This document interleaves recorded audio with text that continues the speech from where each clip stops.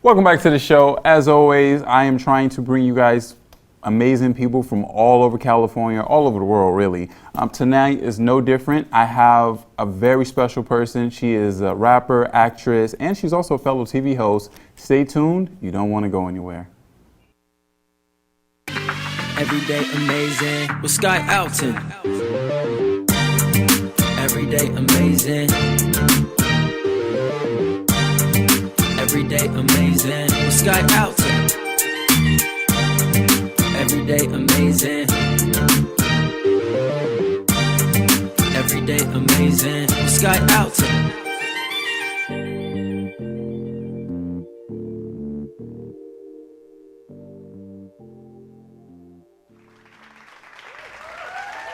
Welcome back to the show. Tonight, I have a very special guest. She's from actually the Bay Area, and you know how I feel about Bay Area people. I'm actually from the Bay Area, so I'm always going to try to highlight them and make sure we have a great time and episode. Keldamuzik is here with us tonight. How are you feeling tonight? Hey, Mr. Sky Alton. I am wonderful. Thank you so much for having me. Of course, thank you for making the drive. I understand you're in Richmond area right now, right? Yeah. Okay. Yep. All right. So let's just dive into it. Tell me a little bit about, I know you do multiple things. We'll start with music. How did you get into music? Oh, man. I've been in the entertainment industry since I was 5 years old, from like acting, modeling, singing, writing, everything. And, after pursuing that for a while, when I turned 16, I was like, you know what? I'm really good at writing. You know what I mean? And from there, I was just like, I need to apply this to music. I need to go to the studio and I need to apply, these words to a beat. And in 2005, I got signed to Squad Music Group. I always like to say, Kelda Williams was born in San Jose, but Keldamuzik was born in the town, baby. Okay, all right, Oakland, I like that, yeah. So, I recorded my first album with Squad Music Group in 2005, and from there, everything just took off. Now, okay, tell me a little bit about your influences. Now, sounds like you always had a talent for like writing, but who did you look up to musically, and who, like, what would you say your style of music, like how would you describe it? Because in Bay Area we have our own sound. Yeah. So would you say it's like Bay Area music, like hyphy music, or would you say it's a little, more worldwide, more like East Coast, like, like what, just describe to me, like what is it like? Yeah, it's definitely worldwide. Okay. It's, my music's, it's mainstream. However, I still make a few underground, some conscious songs, got a couple of Bay songs, you know what I mean? And for the most part, my thing is I like to make mainstream radio-friendly music, that's still memorable, where you remember it lyric for lyric, the hook is catchy. And I've started dabbling into other genres of music recently, like such as Afro beats, Afro tech, EDM, and started mixing that within hip-hop. But, oh gosh, I had so many influences, like Eminem actually is a really good influence to me, and that's kind of how I look at myself sometimes, like the female Eminem, because lyrically I'm playing around and I'm talking a lot of mess, kind of poking sticks at men and some women out there that are and so so it's just kind of like you'll listen to that lyric and be like, oh, that's funny, you know what I mean? Like she said that. So I like Eminem. I miss Left Eye from TLC. Oh gosh, the Brat. I looked up to her big time. Like, I mean, I so wish I could just look like the Brat every day I walk out of the house. Okay, all right. Yeah. I like the diversity in that. Eminem gets busy. So, like, you can't go wrong with, I mean, he's on a lot of people's list of, like, top 10, like, rappers. Like I said, myself included. I mean, you cannot, like, deny, like, what he's done, and how he came in.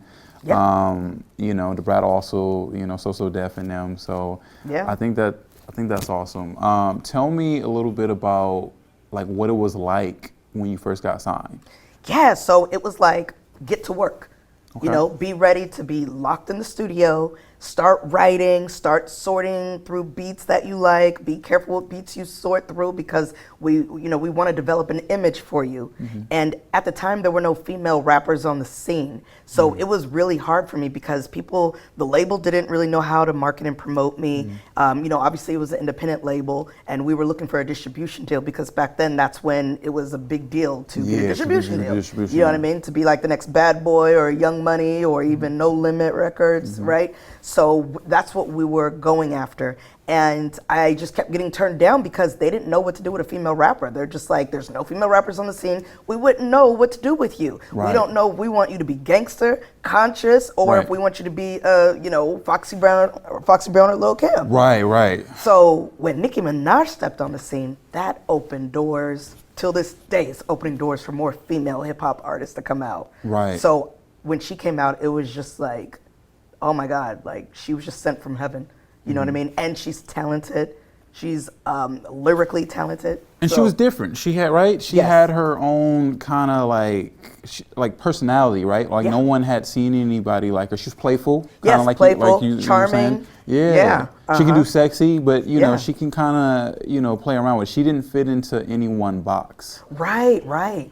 And that's funny too because they kind of didn't really know how to put her out either, Yeah. Like, okay, you could be funny, you could be, tough, you could be sexy, but they didn't really know how to, develop her image either. They just know she's a great rapper and a great entertainer. Right. And now she's developed her niche and her audience, and she's an icon, a legend.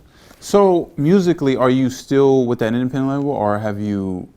Okay, so you're still signed with them. No, I'm not. I'm not signed to them anymore. Okay. They folded a long time ago. Got it. So I've created my own label called Diggs Media Group. That's amazing. Yeah, and we have distribution through Amade Music, which is in Bulgaria.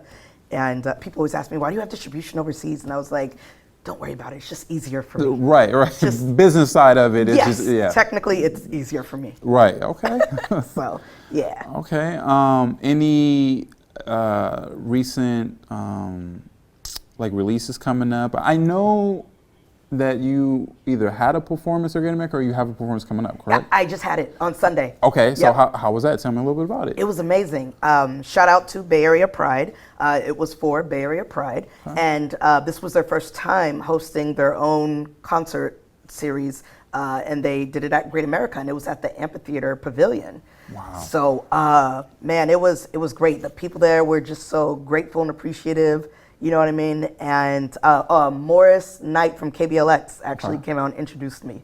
That's amazing. How did that feel? Like, when someone Morris came out and it was great. The vibes, Yeah, it was great. Like, I wish I could have talked to him more, but I had to worry about getting on stage, making sure everything else was cool, and I had my backup dancers. And my mom was actually there vending for me for my berets, Tams. Okay. So, of course, I had to hear, her opinions throughout the whole day, do this, do that. And I'm like, momager.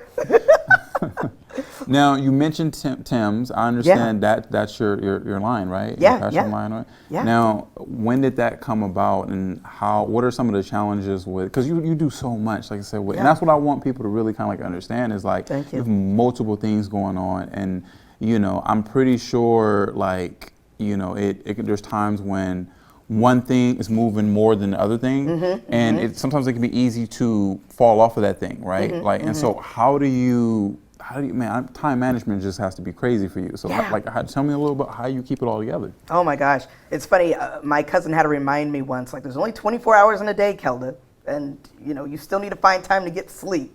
But yes, it could get really hectic. But like you said, one thing may be moving faster than the other. I started Tams Berets during COVID. Okay. That was the time where we were all locked in the house. Yeah, trying to figure out what we wanted to do. Exactly, discovering talents that we didn't know we had. And so that's how I came up with Tams. I said, you know what? I said, berets have never been branded in the Black community besides, the Black Panthers. And no one has branded it in hip hop or pop culture. So I said, well, hey, why not come out with a beret? It looks sophisticated, classy, it complements your outfit, you can match well, style with it well. And from there, I started producing my own fashion shows and collaborating with other organizations. And next thing you know, we have Tams, we have girls walking in Tams berets, on the runway. I'm hosting and performing at the same time. So it's like that opened another door for the fashion industry that I never thought I would thrive in. But, oh gosh, like so much has been happening now just with that alone. You know what I like about you is that once you have an idea, you seem to just go for it. And not only do you just go for it, like you find success in it. Yeah. Always. Even if it's on a small level, success, you define you define what your own success is. No one else can define that for you. Whether you're rich, whether you're famous, whatever, popular, doesn't matter. If you have an idea and you run with it and you build it, that's all that matters, and you follow through with it. You know what I mean? A lot of people start projects and don't follow through with it, and they'll move on to the next, when really a project is like having a baby. This is your baby. You want to see it grow and develop. So, yeah. I like that because I always say, one of the hardest things of starting something is to actually start it, right? Yeah. And to show up, right? Yeah. And then if you can do that, you've already, taken up one of the most important steps to succeeding at whatever it is that you want to do. Yeah. And like I said, you seem to understand that fully, and it doesn't seem like there's anything that you can't do once you put your mind to it. And you're, like I said, you're an example of that. Thank you. Thank you. I want to get more into some of the other media things that you do. So, acting. Yes. As an actress, how, how do you find the time to do all these things? But how did being an actress come about? Yeah, so just acting since I was a kid, and I picked it up once I became Keldamuzik, and got an agent and started, submitting to gigs. No, so I want to stop you right there. Tell me a little bit about that process, because a lot of people may be in your shoes where they have this talent and maybe they do music and maybe they also want to act, right? Yeah. And maybe they want to get an agent. How was it for you? How did you go about finding an agent and getting that start? Because this could probably help someone else out there, knowing about how you got started. So just walk me through that. You want to act. How'd that come about? Yeah. So it's really hard to get an agent, because the thing you have to think about is this is how they pay for their life, right? This is how they pay for their kids, food, family, everything. So you have to be profitable. You have to be beneficial to that agent, because this is what they do every day. This is how they earn their money. So you have to put in the groundwork yourself. You have to put in the footwork yourself. Look, there's all kind of groups on Facebook. If you just type in acting auditions, talent auditions, California, San Francisco, or obviously on Google. There's plenty of websites like Backstage, Actors Access, Breakdown Professionals, where you can submit yourself to acting gigs, right? You develop a resume, even though if it's small, you get some professional headshots done. Nowadays you can do it with your phone and Photoshop it. Right. But you just have to really do your own research, talk to other people who are doing it, and self-submit. And once you do that and you build up your resume, that's when you become profitable, because you're making a certain amount of money now. Your IMDb ranking is going higher, and now you can start shopping for an agent, because now an agent finds you profitable for them. They know they can feed their kids off of you now. Right. You see what I'm saying? I hate to put it that way, but it's true. No, it's a business. I mean? At the end of the day, business. I get that. Exactly. Yeah, so a lot of people think, oh, I'm going to get an agent and get in the business. Right. It doesn't work like that. I wish, or else we all would be. Yeah.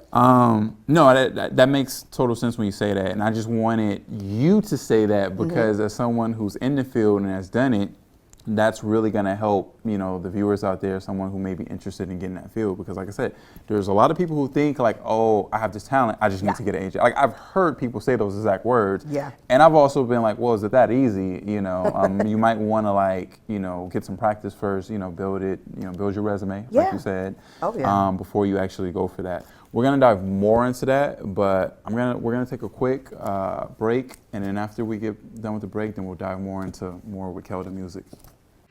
Everyday amazing with Sky Alton. I'm Renee Sava. And I'm Miranda Forcier. And be sure to catch our interview of You Had a Bad Day TV series on Everyday Amazing with Sky Alton. Everyday Amazing with Sky Alton. Welcome back to the show. As always, bringing you amazing people, amazing episodes. I'm still here with the amazing Keldamuzik. Before we went to break, we were talking about the steps it takes to get an agent, and I definitely like how you broke that down. So I want to dive more into you. You got your agent for acting, and what was your first acting gig, and how did it feel, knowing that you had made that milestone? Yeah, my first official professional acting gig was in First Date, which That's a Hulu movie, right? Yeah, yep. Okay, yep. I did my research. Yes, yeah. It's streaming on Hulu and Disney Plus, and it's a full feature film. My part, I was playing Mike's mom. That's my son. And it was a small part, but I'm in it. My name's in it. It's on Wikipedia, and the ending is actually pretty sexy. I like it. But yeah, that was my first official gig, and then from there, opportunities just started rolling in. I co-starred in a play called How Black Mothers Say I Love You, directed by Tanika Baptiste. That was my first play I've ever done. I was nervous. I was a nervous wreck. I didn't know what was going to happen because, it's not like you're on camera on set where you can just cut and go back. Yeah. This is live. And we were in a black box theater, so it's a more smaller theater where you have More intimate? Yeah, very much more intimate. To where it's like 30 people just sitting there watching you like this.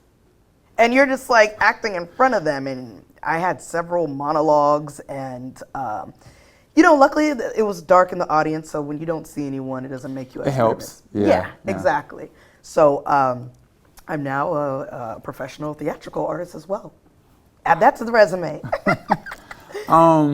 It's funny you mentioned that about it being dark. I was just at a concert and I noticed that the artist had his glasses on. I'm like, I know you can't see the crowd, you can't see anything. It's dark in here, right? But I think they do that for confidence, right? Like they're able to perform without the anxiety of seeing the audience and watching every eye on you and everything like that. Yeah, like Aaliyah said that once, that she used to perform with her glasses on, so she wouldn't have to look at anybody directly. She could be looking anywhere and they wouldn't know.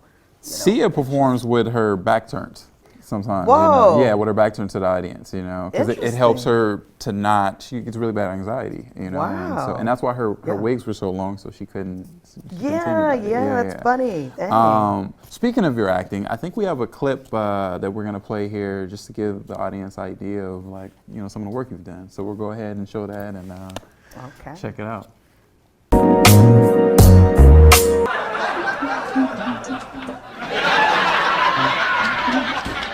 I don't smell nothing. Where's my food at, Nicole? In the refrigerator with the rest of the other food. You just have to cook it yourself. Wait, you got some nerve asking me where your breakfast is when you were supposed to make Michaela breakfast this morning, knowing I had a conference call. So you can miss me with that. Wow. I was at the club all night taking selfies with my fans till 2 o'clock in the morning. How I know you had a conference call? I don't even know what you do, Nicole. She pays the bills, Daddy. She pays the bills, Daddy. Right. So tell me about that show and how that came about. Yeah, so that show is called The Hodges, named after Mario Hodge, the star of it. And if you guys don't know who Mario Hodge is, check him out. Comedian who's about to blow up. And the show's based on him struggling as a comedian, trying to, still have a family, but pursue his career in comedy. And I'm his wife who's pretty much funding everything for him and, just letting him do his thing, but still keeping a close eye on him to make sure he's not doing anything he shouldn't be doing. And we have 2 kids. And this film, it came about, a gentleman by the name of Buford Brown. He's the one who produced and directed it and who's filming it. We met in DC. I've known him for a long time, but you know how sometimes business deals happen when you see each other somewhere else? Yeah. That's exactly what happened. I happened to be in DC. he happened to be in DC. We met up. He was having a little party get together or whatever, and he was like, "Hey, well, since you're here, I want to talk to you about this series that I'm trying to do with Mario Hodge." I said, "Well, tell me more about it." And he was like, "It's called The Hodges. It's named after him, and I want you to play his wife." He was like, "I think you guys would have really great chemistry." Did you have to audition or anything like that, or he just wanted you based off your resume that you talked about building? Just all of that, and the fact that we've known each other for a very long time. Okay. So he's known me like when I was starting out as an artist doing showcases and stuff like that. So he's always kept up with me. I always kept up with him. And when he told me that he's starting to, dabble more into the, film and TV industry now, I was like, cool. And he was like, yeah, well, I want you to come on board. And we're going to be streaming on Amazon Prime, hopefully by the end of the summer or the end of this year. But we just have one more episode to tape, and we'll be good for a while. Okay. Yeah. I think that's dope. Yes, thank you. Sometimes, right place, right time, and, things happen when it's meant to happen. Yeah. You mentioned TV, and I do know, like, you yourself do some hosting. So how, how did, it's like I said, it's crazy. You do so much. I makes me feel like I'm not doing enough or whatever. Cause like, oh my God, this girl is doing everything. But tell me how that came about, from acting to having your own TV show and being a TV personality in your own right. Yeah, so it was in 2014 when I started my own TV show called Diva Talk Tonight. I was broadcasting on Coffee TV, Channel 20 in the Bay Area, as well as KTSF. That was the same channel CMC used to be on. I started the show because I wanted to expand my brand into different areas of the entertainment industry. It's like, everybody named Mama's a rapper, singer, dancer, writer, does hair, lashes, everything. You know what I mean? I'm right. I want to do something different, and I know I have the personality for it. And I know that I know a lot of people who would love to be on. So I filmed probably at like 5 different studios, had 5 different production teams work with me, and the show just kept developing. And the last season, I worked with VJ TV, shout out to Rockefeller. He produced 12 amazing episodes of Diva Talk. And we took it off TV because everyone's streaming content now. So Diva Talk Tonight is on Tubi. That's amazing. First off, the fact that you had this idea, again, like I said, you're very much like a go-getter. You had this idea and you want to do something different to expand your brand. And, you figured out how to do it and you just did it, you know? And that, like I said, that's what I love about you. That's what makes you like an amazing person, is that like every day amazing. Yeah. I want people to, I want more people to do what you do, and the fact that like, if you have an idea, don't wait. Yeah. Don't sit around thinking about what could have been or, what you want to do. Just go and do it. Go and do it. And there's so many resources out there. And now you have AI that's helping you. Yeah. You know what I mean? So it's like you have no reason not to do what you want to do, whether it's in the entertainment industry or a different industry. Now, what has been like one of the most challenging obstacles so far in your career? And how did you overcome that? Yeah, well, being an artist, as a sexy female, as a diva, you're always gonna meet men that want to see if they could check the oil first and then pursue the project afterwards. Right. So they like to knock on that door first, and you got to let them know it's not open. Got to keep it professional. And Exactly. Let them know. Yeah. Exactly. So that's one of the main challenges, and I'll say from an acting perspective, typecasting. You're not always going to fit someone's vision or idea. Just because you're a great actor and you may be really good at the role, but it doesn't necessarily mean you fit the role because you don't look the role. You know what I mean? So it's always politics when it comes to this industry and who you know. And sometimes if you're supposed to know who this person is and you don't, people will be quick to brush you off. You know what I mean? And so the key is networking. Always networking and researching and finding out who people are before you talk to them or introduce yourself, so that you're not just throwing yourself out there with your hands open. Dropping gems. Okay, so we're getting towards the end of the show, and this is a little game. You might have seen me play it, where I have my guests pull a card, and they answer the question based off the card that they pull. So I'm gonna have you do the same, and we'll get to learn something new about you. All right. Okay. I read the card? Yes, you read the card, and you let me know what. Oh, cool.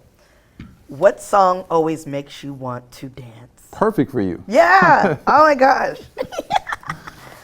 Oh man. I'm gonna go ahead and say Nicki Minaj, Kanye West, Rick Ross, Jay-Z, Monster. Okay. Yeah. Okay. I wasn't sure where you were going with that. I know, right? I was like, it's just one song, right? Not Yeah. multiple songs. Okay, I like that. That one song, I could dance to it, I could drive to it, I could sleep to it. That the beat, the lyrics, the way everyone is coming off on the tracks. I love that track. That gets me like just pumped for the day. Okay.